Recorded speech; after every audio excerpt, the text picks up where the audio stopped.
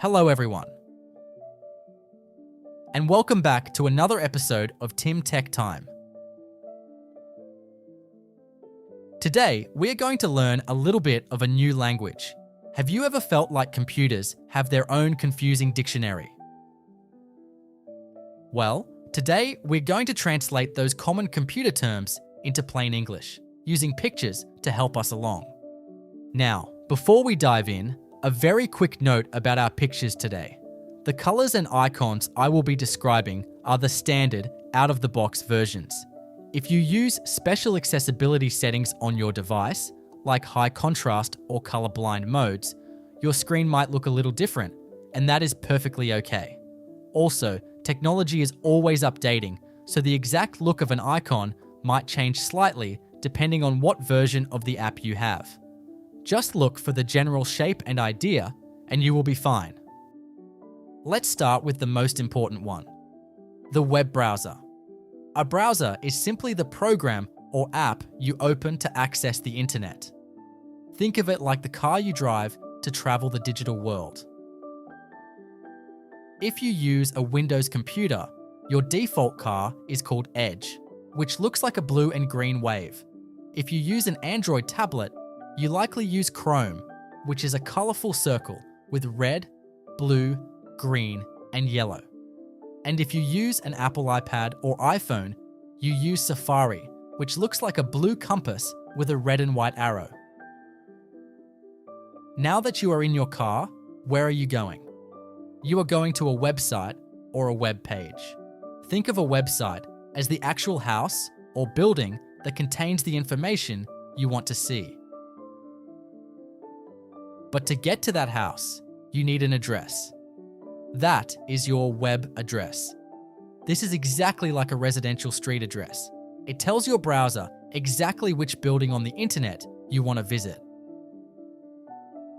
If you don't know the exact address, you use a web search or Google. This is the digital phone book or map of the internet.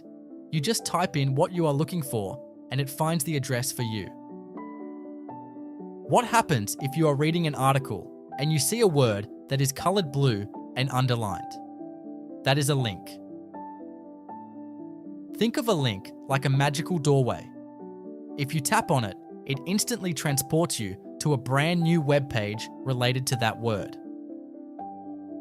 If the link is purple, it means you have clicked on that link before. Next, let's talk about Wi-Fi, mobile data or internet connection. Your internet connection is the invisible road connecting your device to the internet. Without this invisible connection, your digital car cannot leave the driveway. In Australia, you are likely using Telstra or Optus. These are known as Internet Service Providers, or ISPs. When you finally arrive at a secure website, like your bank, it will ask for a username or email and a password. Your username is how the website knows who you are, just like showing your ID card. And your password? Treat your password exactly like your house key. It is what unlocks the door. Let's look at a few buttons you use while browsing. First is refresh. This button looks like a circular arrow.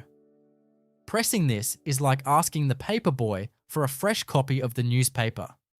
It gives you a clean, updated version of the website if it ever gets stuck. Then we have the back and forward buttons. These look like left and right arrows. Tapping the left arrow takes you back to the exact page you were just looking at. The right arrow takes you forward again, but only if you have gone back first. If you want a more in-depth tour of your web browser, there is another Tim Tech Time that gives you a full tour of the Chrome browser. What about your history? Your history is simply your travel log. It is a list of all the websites you have visited recently, just in case you want to find your way back to one. You might also hear people talk about cookies. These aren't the chocolate chip kind. A digital cookie is a little visitor's badge that a website gives you. It helps the website remember your visit, so the next time you go back, it knows exactly what you like. And finally, downloading. If you see a form or a beautiful photo on a website and you want to keep it, you click Download. This is like taking a brochure from the building and keeping it in your own pocket to look at later. I know that is a lot of new words to learn, but with a little practice, you will be speaking the language of the internet in no time. Thank you for watching this week's Tim Tech Time. Take it one step at a time, and I will see you next week.